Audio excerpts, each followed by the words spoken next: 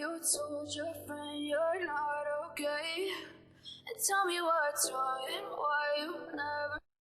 আসসালামু আলাইকুম এভরিওয়ান, কেমন আছেন? আশা করি ভালো আছেন। আমি আজকে তৈরি করে দেখাবো মজাদার স্বাদে ভাপা পিঠা তৈরি করে।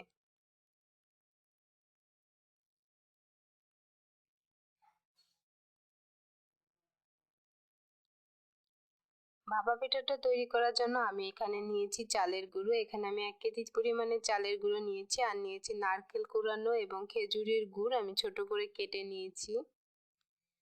চালের গুঁড়োটাকে আমি দিয়ে দিয়েছি হাফ টেবিল চামচ লবণ দিয়ে আমি সুন্দর করে মেখে নিয়েছি। এখন দিয়ে দিব পানি দিয়ে হাত দিয়ে সুন্দর করে মেখে নিতে হবে। বেশি পানি দেওয়া যাবে না, হালকা করে পানি দিয়ে সুন্দর করে মেখে নিতে হবে। যখন মাখবেন, মাখতে মাখতে আপনারা বুঝে যাবেন কি পর্যায়ে মেখে নিতে হবে। 1 কেজি চালে আমার প্রায় 1 কাপ পরিমাণে পানি লেগেছে।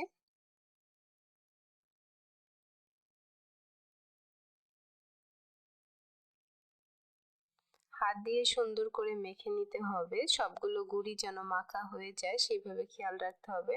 দেখুন আমি সুন্দর করে চালের গুঁড়িটাকে মেখে নিয়েছি।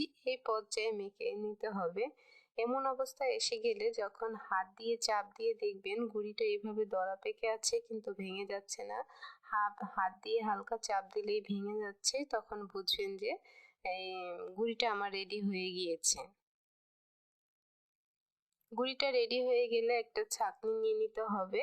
ছাঁকনিটা ছোট হওয়া যাবে না, বড় হওয়া যাবে না, মাঝারি অবস্থায় যে ছাঁকনি ফুটাগুলো থাকবে সেই অবস্থাতে ছাঁকনি দিয়ে চালগুলোকে চেলে নিতে হবে।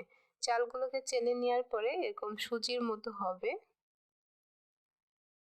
সুন্দর করে সবগুলো চালের গুঁড়িকে আমি ছাঁকনি দিয়ে ছেঁকে নিব। দেখুন এইভাবে সুজির মতো হয়ে যাবে।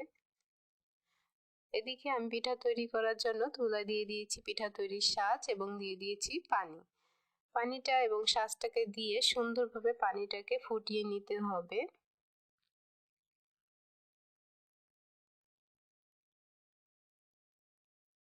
ঢাকনা দিয়ে ঢেকে আমি রেখে দিব। ঢাকনার যে ছিদ্র থাকবে ওটা কিন্তু বন্ধ করে দিতে হবে যাতে ভিতরের ভাপটা বাইরে বের হতে না পারে।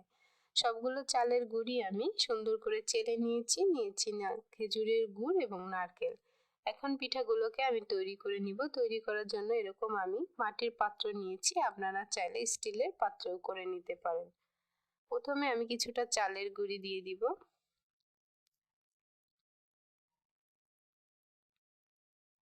এরপরে আমি দিয়ে দিলাম খেজুরের গুড়,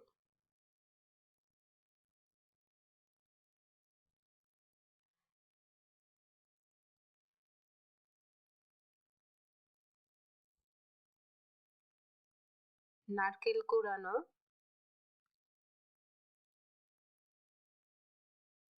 আবারও আমি দিয়ে দিলাম কিছু খেজুরের গুড় আর একটু নারকেল কোড়ানো। মিষ্টিটা আপনারা আপনাদের প্রয়োজন অনুযায়ী দিবেন। এরপর উপর থেকে আরো কিছুটা গুঁড়ি দিয়ে আলতো করে চাপ দিয়ে দিতে হবে, বেশি চাপ দেওয়া যাবে না।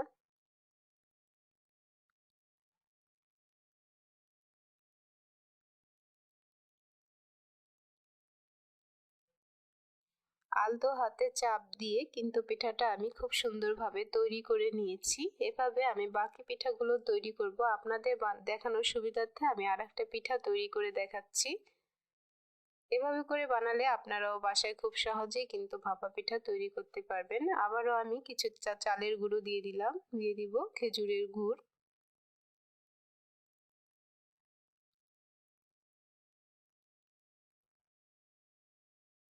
কিছুটা নারকেল,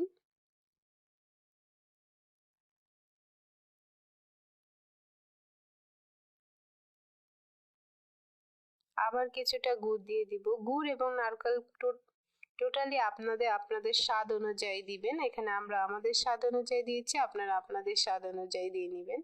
এরপরে আবারও আমি চালের গুঁড়িটাকে দিয়ে আলতোভাবে সুন্দর করে চাপ দিয়ে পিঠাটাকে তৈরি করে নেব।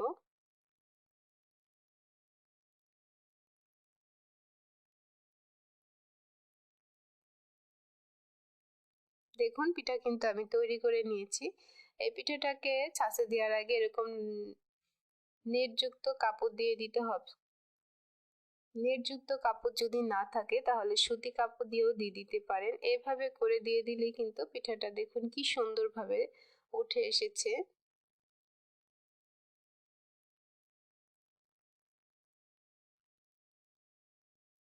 সেম ভাবেই কিন্তু আমি বাকি পিঠাগুলোকে তৈরি করে নিব। এভাবে করে আমি পিঠাটাকে 3 মিনিটের জন্য রান্না করার জন্য রেখে দিব ঢাকনা দিয়ে। ঢাকনা দিয়ে ঢেকে রেখে যে অবশ্যই দেখবেন যাতে কোনো দিক দিয়ে ভাপটা বের হয়ে না যায়।